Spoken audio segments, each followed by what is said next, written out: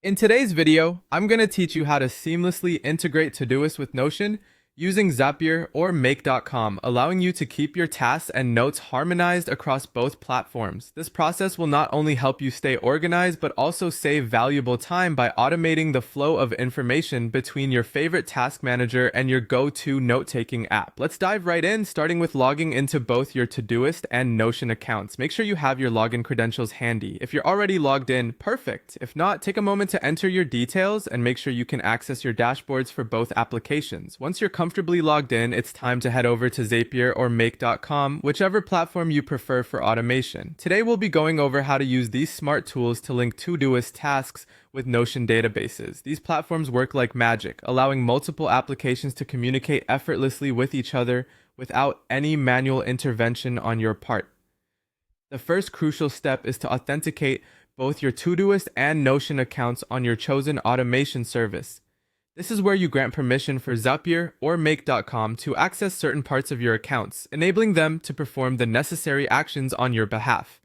Follow the on-screen prompts to authorize both services. This usually involves a few clicks, but is absolutely essential for setting up the integration. With your accounts now connected, it's time to choose what kind of trigger you want to set up within Todoist. You have a variety of options here, such as when a new task is created or when an existing task is completed. This trigger acts as the starting point for your automation, signaling the system to carry out the next set of actions. Once you've selected your trigger, the next step involves mapping the task properties. Here, you'll want to define how information like the task name, due date, and priority should be handled and transferred into Notion.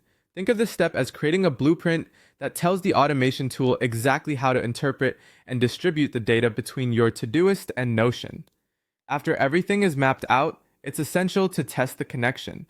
A quick test run will ensure that all the components are communicating correctly and that the data is transferring seamlessly between the two platforms. If everything checks out, you can move on to enabling the automation. By doing so, you're activating the system to work continuously in the background, keeping your Todoist and Notion synchronized. And there you have it. You've successfully set up an integration between Todoist and Notion, enhancing your productivity and organization. You can always revisit these settings to adjust triggers or mappings to better fit your workflow as needed. Happy organizing, and we'll see you in the next video.